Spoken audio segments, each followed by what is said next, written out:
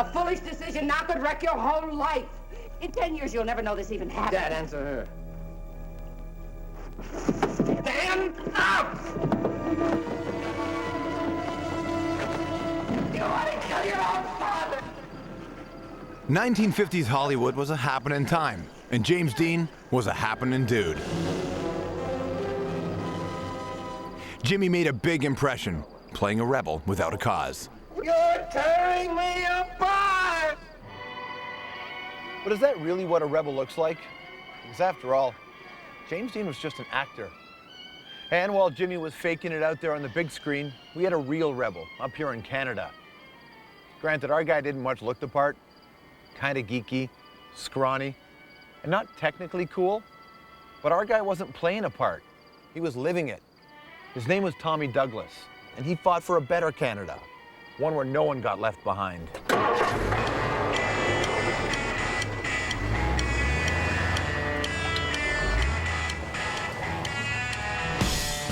Tommy Douglas is best known as the guy who gave us Medicare, but there's much more to him than that. Tommy took Canada down a more civilized road, even when we weren't so sure that we wanted to go that way. He was an unlikely rebel, and to me, he's our greatest Canadian.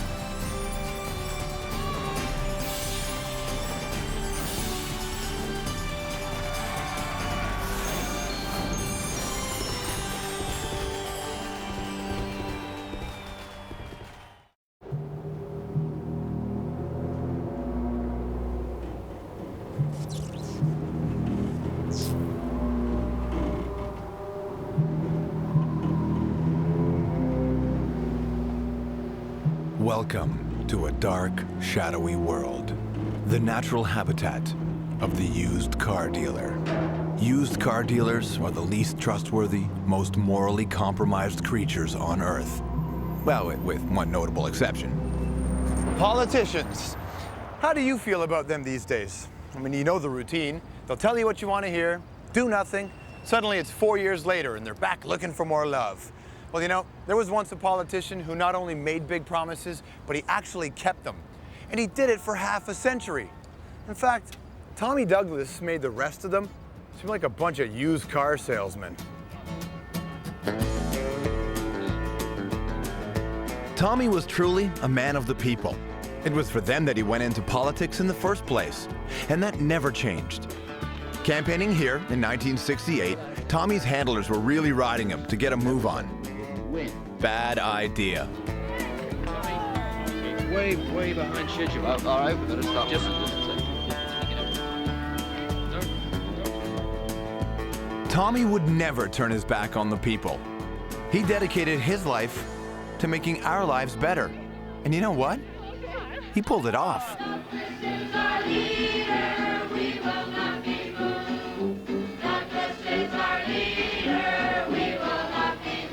Moving all across the country. He's late this year.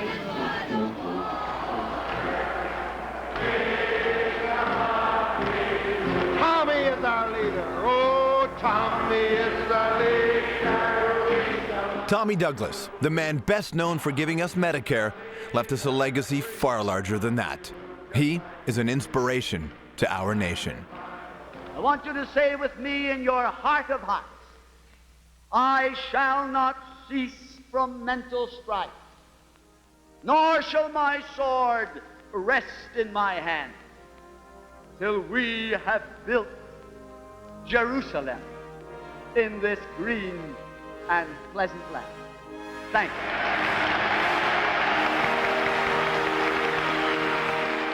So, who exactly was Tommy Clement Douglas?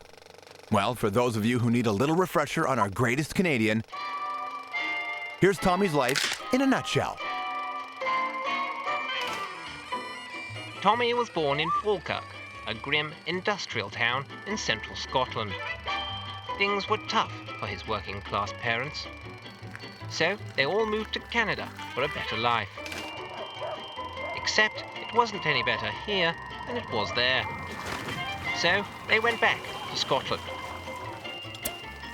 Tommy got a job making corks for whiskey bottles, paying his own way by the age of 14. But then his folks decided Canada was better after all. And so the family set up residence in Winnipeg. All grown up, Tommy became a Baptist minister. He got himself a wife, Irma, who had a daughter, Shirley, who married a movie star. They had a son who also became a movie star, Kiefer. In the meantime, Tommy became Premier of Saskatchewan before moving to the political stage in Ottawa, where he fought and won a series of battles, making Canada the caring, sharing country it is today. But caring and sharing, well, that was a tough sell back in the early 1900s.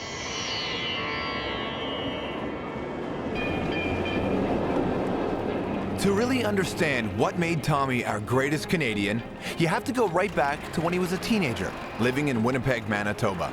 In 1919, workers called a general strike and took to the streets to protest pitifully low wages. And they sure didn't get any sympathy at City Hall. In fact, what they got was a fight. The mayor gave the order, send in the Mounties. The RCMP roared up this section of Portage Avenue on horseback. By the time they hung a left on Main Street, well, it was showtime, because waiting for them over there were a bunch of strikers. By the time the cops actually clashed with the crowd, they were so jacked that they just opened fire. There was a hail of bullets and over 20 people got shot. They even killed a man. And Tommy, well, he saw the whole thing go down from a nearby rooftop. But the message from the Fat Cats was pretty clear. If you dare to protest against your own exploitation, we will beat you into submission. Tommy Douglas was deeply affected by what he saw in Winnipeg. Working people just weren't getting the breaks, and Tommy wanted to make a difference. So the man who would transform the nation trained as a Baptist minister. In 1930, still only 26 years old, Tommy took his first position at a church in Weyburn, Saskatchewan. Back then, church ministers were often fire and brimstone merchants. Believers should put up with life's miseries and wait for their reward in the afterlife. Well, Tommy wasn't buying it. He was a practical guy, and he wanted to help out in the here and now. Am I my brother's keeper? The answer that comes back to our hearts and conscience is always yes. Tommy spent much of his time helping his poorest parishioners, people who barely had enough to eat. And when miners in nearby Estevan went on strike over their appalling living conditions, Tommy got involved, doling out blankets and food. Tommy Douglas's stature as our greatest Canadian can be traced all the way back to these early acts of kindness and compassion. And then, the little people got squashed all over again. The RCMP opened fire on the protesting miners. This time, they shot and killed 3 young men. The murder of these 3 men hit Tommy hard and became a turning point in his life. He'd had it. Things needed to change, and he was going to be the one to change them. So Tommy stepped down from the pulpit and into the world of politics. The rebellion had begun. Tommy knew that in order to make any real impact on the lives of the working poor, he was going to have to step it up. And he found common cause with a fledgling political party called the CCF. The aim of the Cooperative Commonwealth Federation is the establishment in Canada by democratic means of a cooperative commonwealth in which the supplying of human needs and the enrichment of human life shall be the primary purpose of our society. In a few short years, Tommy Douglas and his ragtag band of reformers turned the CCF into a potent political force. The time has come for us to break away from the old line parties and to elect a government that will represent all those who with hand and brain produce the wealth of this country.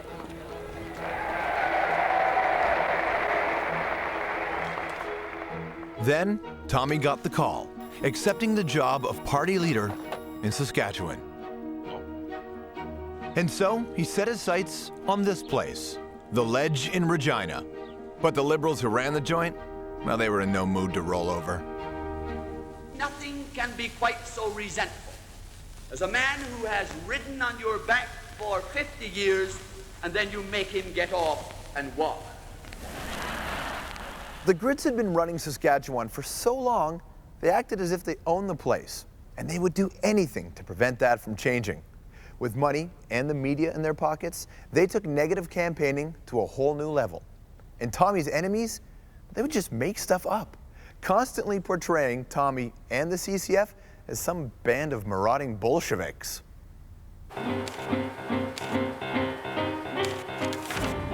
Liberal-friendly newspapers gleefully reported an endless stream of slurs. This was no less than Blitzkrieg on the Prairie, the invasion of Saskatchewan. And the farms would be the first to go if the CCF won power, controlled by the state who would dictate to farmers everything that should be grown. And the lies just kept on coming. A CCF government would use military and police force and espionage that would soon go the way of Mussolini and Hitler dictatorships. Wow. And how do you think Tommy reacted? Did he rant and rave like any other self-respecting politician? Nope. Tommy told jokes. Mouseland was a place where all the little mice lived and played. And every time on election day, all the little mice used to elect a government. A government made up of big, fat, black cats. They passed good laws. That is, laws that were good for cats. And when the mice couldn't put up with it anymore, they decided something had to be done about it. They voted the black cats out. And they put in the white cats.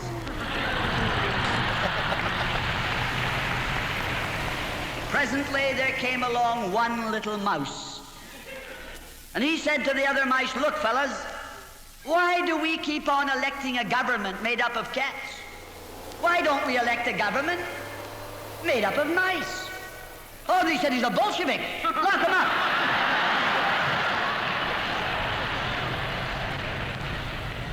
Tommy was a huge hit with the prairie crowd.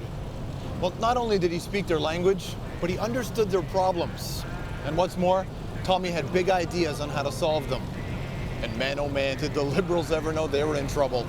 One even said, Tommy doesn't need to kiss babies anymore, because the babies are busy trying to kiss Tommy. And so it was that in 1944, Tommy triumphed. His brand of conviction politics blew the Liberals out of the water. The CCF won 47 of 52 seats. From a farmer, soldier, laborer, from the mine and factory, and side by side we'll swell the tide, CCF to victory.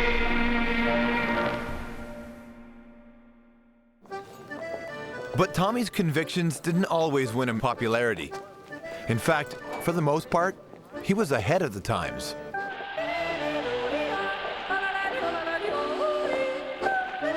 Back in 1936, Tommy had gone to Germany, where he checked out one of those chest-thumping Nazi party rallies. Tommy quickly saw Hitler for what he really was, a lunatic with a dodgy mustache, intent on taking over the world.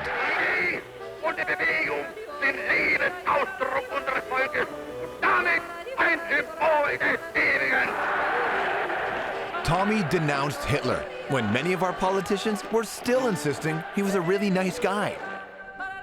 A year after Tommy's trip to Deutschland, Liberal Prime Minister Mackenzie King described Adolf as one who truly loves his fellow men. King went on to say that Hitler's skin was smooth and that he had an affectionate look in his eyes. What? But then plenty of things seem bizarre in hindsight. You see, Tommy had a knack for knowing right from wrong at the time. The bigger question was, how long would it take the rest of us to catch up?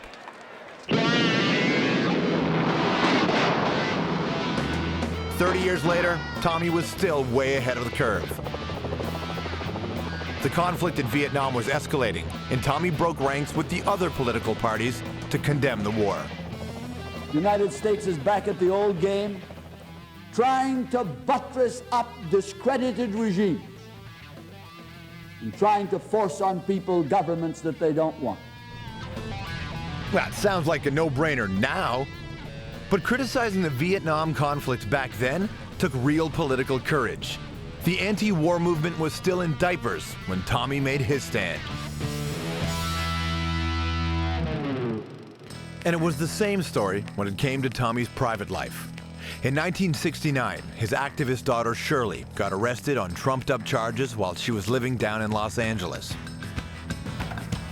She was accused of storing explosives for the radical group the Black Panthers. Now, a lesser man might have steered clear of the controversy to preserve his political reputation. But Tommy was definitely not a lesser man. His daughter needed him, and he flew down to LA right away. Besides, Tommy the Rebel kinda liked it when the odds were stacked against him. I hate to keep asking you all these questions, but you're not too well known down here, sir. We want to know you better. Oh, well, you'll get a chance to do that. Sir, do you feel disappointed that your daughter did not show up to meet you? Well, I'm not sure she hasn't shown up to meet me. People haven't given me any chance to find out whether she met me or not. She hasn't. How do you know? She's not here. How do you know? I haven't seen her. Well, the fact you haven't seen her doesn't mean a thing. You're standing at the very door as I come in, and I don't know how I'd get a chance to see her or her to see me. Fine, sir. So I don't think you're jumping. Hello, honey. Hi. That's the daughter. This gentleman just telling me that you're not here. Oh, I've been here, yes. He's been here all along. How do you feel about it? I think maybe you prejudge that the same way some of you are prejudging the case. Lots of people have great ideas on how to make this country a better place. But getting it done? Well, that's a different story. Tommy Douglas gave us Medicare and much more. And he did it in the face of enormous resistance. And that's the thing. See, Tommy would stick his neck out as far as it would go just to fight for something that he believed in. That's not just rare in a politician. That's rare in a human being. And time again, he blazed the trail that the rest of us would follow. How could you possibly vote for anybody else?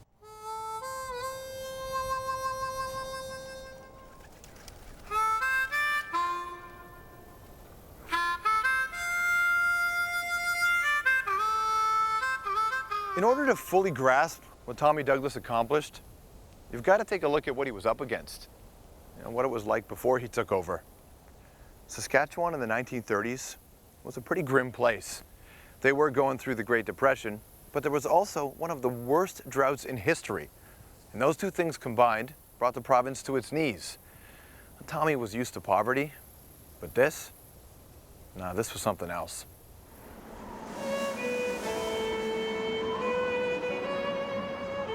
These days, we've seen those grainy old images of Depression-era poverty so many times that they've lost their power to shock.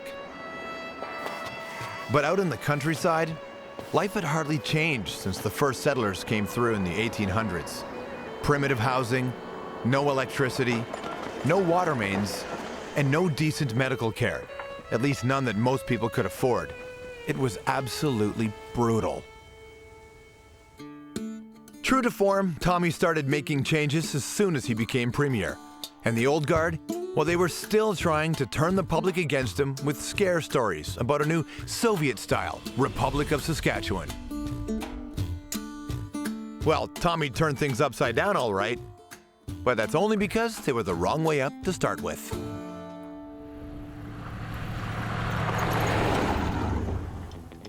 So what exactly did Premier Tommy C. Douglas do? Well, how about this? There were just 138 miles of paved road in the province when Tommy came to power. So he built thousands of miles of new blacktop.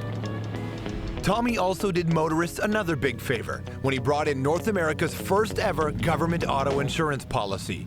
The new plan's premiums were 20% less than anywhere else in the country. And drinking was man's business in Saskatchewan until Tommy relaxed the liquor laws, allowing women into bars. Tommy even forced begrudging employers to guarantee their employees a minimum of 2 weeks vacation.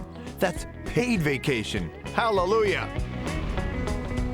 And electricity, which until now had only been available in the big cities, was finally rolled out across the whole province. The lights had come on in Saskatchewan.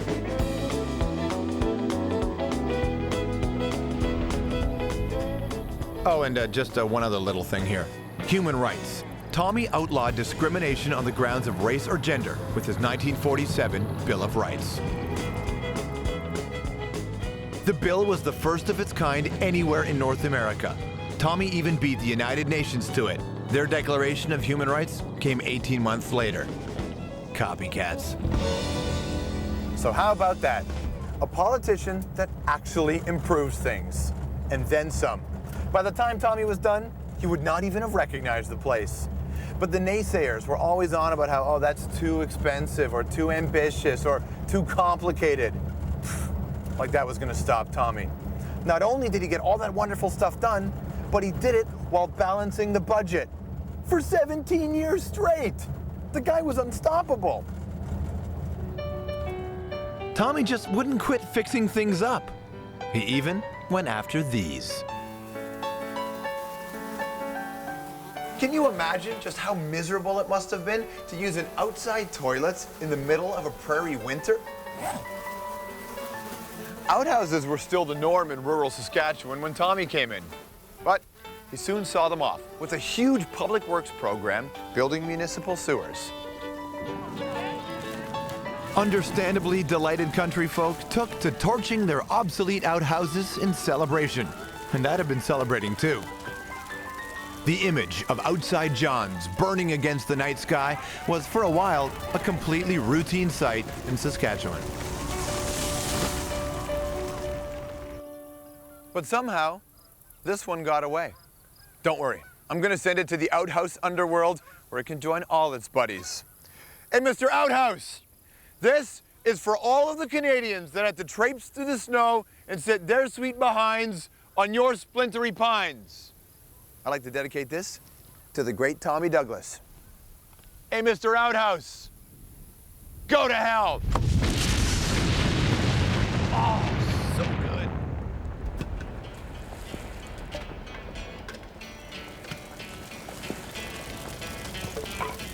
Saskatchewan was the poorest, most underdeveloped province in Canada when Tommy took charge. But by the time he left, it was proud, prosperous, and progressive. Tommy's achievements were a beacon to the rest of the nation, a living, breathing example of where good ideas and gumption can take you. This here's the story of what Tommy had done once he won the Battle of Saskatchewan. How he gave us back the prairie pride. He thought had gone forever and died. He talked and tried to persuade, finally proved that it could be made. Them grits, they said he was a gosh darn commie, but that didn't trouble dear old Tommy. Stuck to his guns and did what he said he would do. The greatest battle was yet to come, a battle he said could not be won, but good old Tommy fought on and on in the name of Medicare. What do the following have in common? A bottle of chloroform, a doctor's top hat, and a prosthetic limb. Well, they all played a part in giving us the one thing that Canadians consistently rate as our greatest national treasure, universal health care. Back when Tommy Douglas was 7 years old, he developed a pretty serious leg infection, and his parents couldn't afford to send him to a hospital, so a doctor came over to check it out. Now here's what they did. Knocked him out with chloroform and laid him on the kitchen table. and then cut in to try to scrape away at the infection. Well, surprise, surprise, but that didn't exactly work. So Tommy came this close to getting one of these. It's just that amputation should never even have been an option, but his parents couldn't afford to get Tommy the proper medical attention. The truth is, back then, the majority of Canadians couldn't afford even the most basic health care. And for Tommy, that wasn't good enough. Tommy Douglas's leg was saved when a high-priced surgeon eventually agreed to operate for free. He got lucky, but most people weren't so fortunate, and he knew it. Tommy dreamt of universal health care for all Canadians, but he would have to show that it could be done in Saskatchewan first. By 1959, he was ready. I think that medical care is so important that it ought not to have a price tag on it. I think that we have come to the place where medical care, like education, ought to be available to every citizen, irrespective of their financial state. But to make his dream come true, Tommy Douglas would get into the biggest, ugliest political fight of his life. In the red corner, of course, stood Tommy, lean, mean, and ready to go to war. But in the blue corner stood the province's doctors, backed up by the entire North American medical establishment, rich and determined to keep it that way.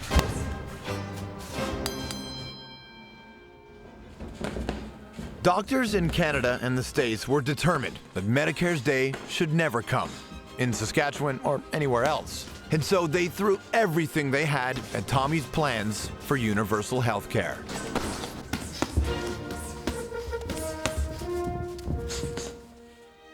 This is all very dramatic. But Tommy was a boxer. He picked it up when he was a kid, and he wound up winning the Manitoba Lightweight Championships not once, but twice. And he did it coming in at a thundering 135 pounds, and well, he was barely 5'6". And that's in his shoes. But you know what they say?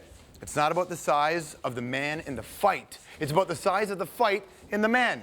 But with all that being said, these were the doctors. They weren't backing down from anybody. And they were more than willing to play dirty. We are here to say that this is a bad law. And not liking the law, the doctors decided to defy it. This is like asking the doctors if they would like to try a hanging, and if they didn't like it, it could be undone. A strike date was set, and some doctors threatened to leave the province for good. We feel we cannot practice under state-controlled medicine. But Tommy was used to fighting the odds, and he was in no mood to back off. A woman tells me her doctor, whom I could name, told her, you know, you'll just be a number after the plan starts. And I won't be able to keep your secrets. I'll have to pass all the secrets you tell me on to the government. Now, this sort of propaganda, in my opinion, is an insult to the intelligence of the people of Saskatchewan.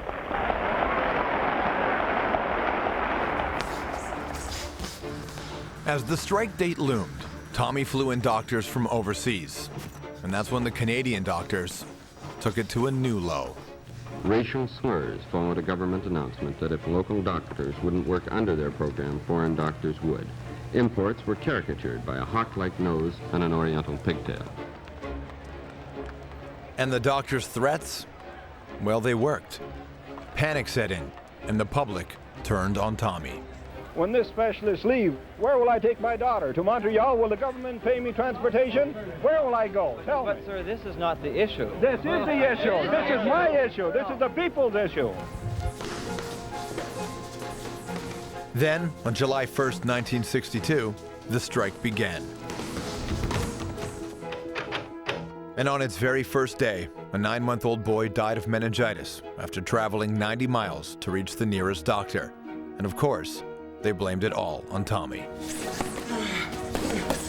Our greatest Canadian was up against the ropes, and the smart money said he was going down, and healthcare would go down with him.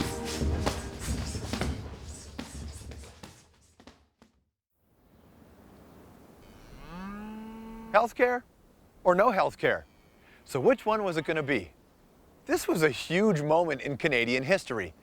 And forgive me, but a big moment, well, it calls for a big metaphor. That's right. Canada had reached a fork in the road. Now, if Tommy sticks to his guns, then we go down one path. And universal health care, well, it becomes a reality. But if Tommy backs down, well, then the doctors win. And nothing changes. And there's no universal health care.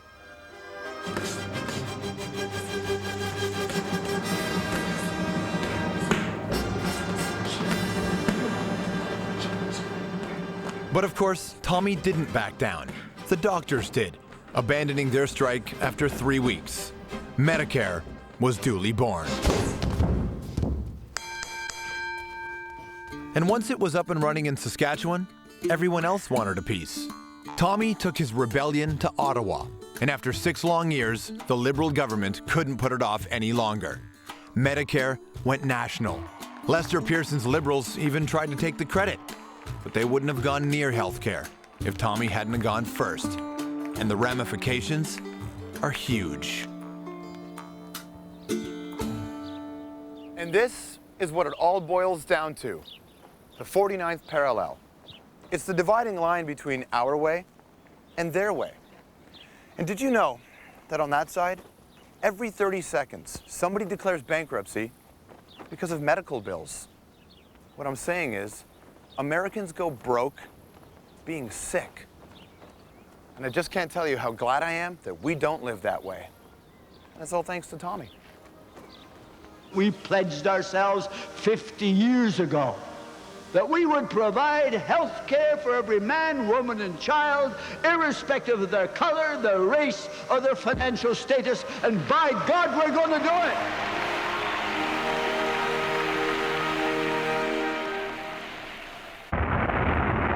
Roger, we got a roll from Roger roll. The 1960s. Our world was changing fast, and we were even looking beyond it. It's one small step for man, one giant leap for mankind.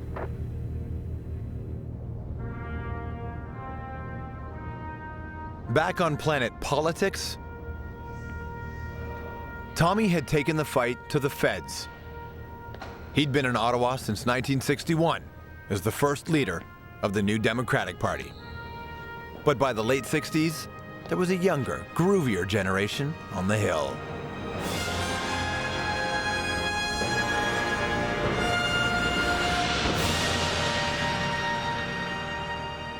So by now, Tommy was in his 60s, and to be honest, his suits weren't that much younger than he was. We were full on into the television age, and that meant that image was everything. So naturally, people doubted his ability to appeal, especially when he had to go head-to-head with you-know-who.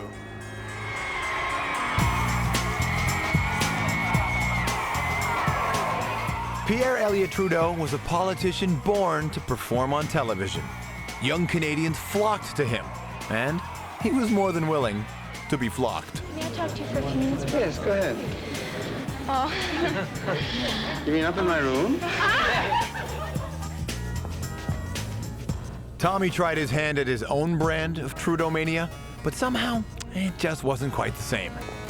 The programs normally scheduled at this time will not be seen in order to bring you this special program.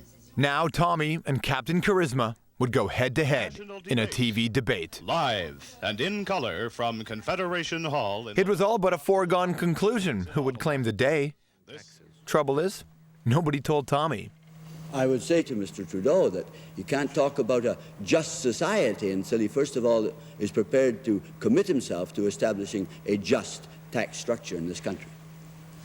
Well, naturally, our whole tax structure has to be revised. And there ought to be full disclosure, because people who contribute to a political party could be seeking to buy favors, could be seeking to secure contracts or appointments or patronage at some later date. No, I'm not prepared to make that list public. Now, Mr. Trudeau is not the leader of the opposition trying to get into government. He's a member of a party that's been in office for 5 years, and I think that the government must demonstrate something more than a last deathbed repentance at this late hour. Trudeau didn't just lose the argument, the guy got pummeled. More than that, he looked plain weird. Oddly uncomfortable in his own skin. Well, there was a reason Trudeau looked uncomfortable in his own skin. It's because he was new to that skin. You see this guy here? Well, he used to be NDP. That's right, I said it. Trudeau was NDP. But then he shifted over to the Grits and brought a couple of their ideas along with him. Little things too, like the Charter of Rights and Freedoms. See, our guy Tommy, well, he presented his Bill of Rights 30 years earlier. In fact, what do you get when you peel away a Pierre? Well, what you get is a Tommy Douglas. But to be fair to Pierre, he wasn't the only one doing it. In fact, ripping off our boy Tommy, that's what the Liberals did best. Just take a look at what's been lifted from the left, and Tommy can take credit for loads of it. Not just Medicare, the stuff like old age pensions and the minimum wage, right down to free textbooks in schools. He set up North America's first small claims court, and Tommy's Arts Board of Saskatchewan was another first for the continent.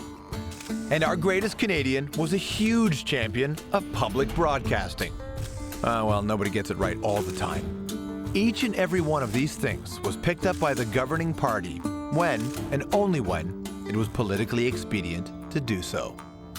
And yet, despite all those accomplishments, Tommy remained a political outsider. Here in Ottawa, he never ever got the top job. Actually, he was never even the leader of the official opposition. And that raises a question. How does a politician who was never the Prime Minister get to be the greatest Canadian? Well, because he was uncompromising. And to Tommy, the power of the office didn't mean nearly as much as the power of conviction.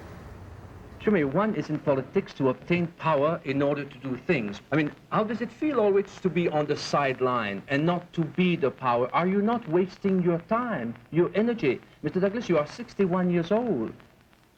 First of all, I'm not interested in finding a haven. And secondly, I'm not interested in getting power unless you can do something with this power. To be elected to have power. I have watched politicians for the last 40 years drop their principles in order to get power. But if you don't get the top job, you don't get the big statue. Parliament Hill is crawling with statues erected to honor Canada's finest prime ministers. But for every rule, there must be an exception.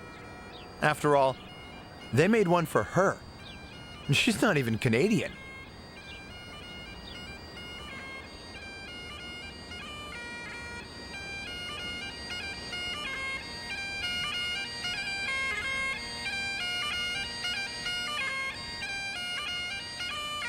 So of course, a man with a resume like Tommy Douglas means he's got to have one great statue dedicated to him here at Parliament Hill. So you want to see it? Thank you all for coming. I present to you the Tommy Douglas Memorial. Yep, there it is, a big bag of nothing. As a matter of fact, go wherever you want in the nation's capital and you won't find a single memorial dedicated to the life and work of Tommy Douglas. But I gotta tell you something, I think he'd be just fine with that, because Tommy's achievements were rivaled only by his humility. And what could be more Canadian than that?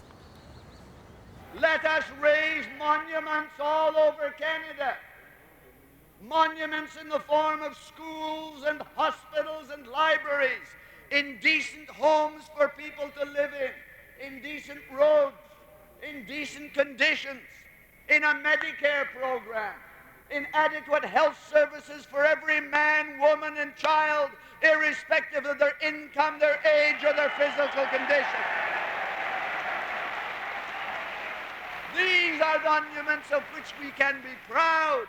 These are monuments that in the days to come, our children will see them, and they will bless us and thank us for those kinds of monuments.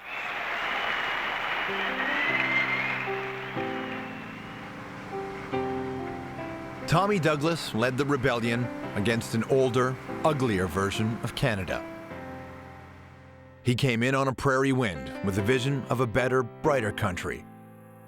A country where everybody counts, and where it's a point of pride that we take care of our most vulnerable citizens.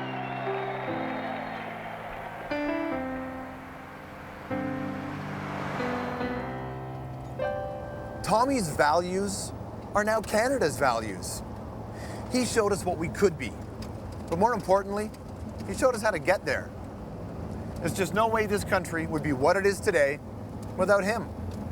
And that's why, without a doubt, Tommy C. Douglas is our greatest Canadian. Honestly, he just leaves everyone else in his dust.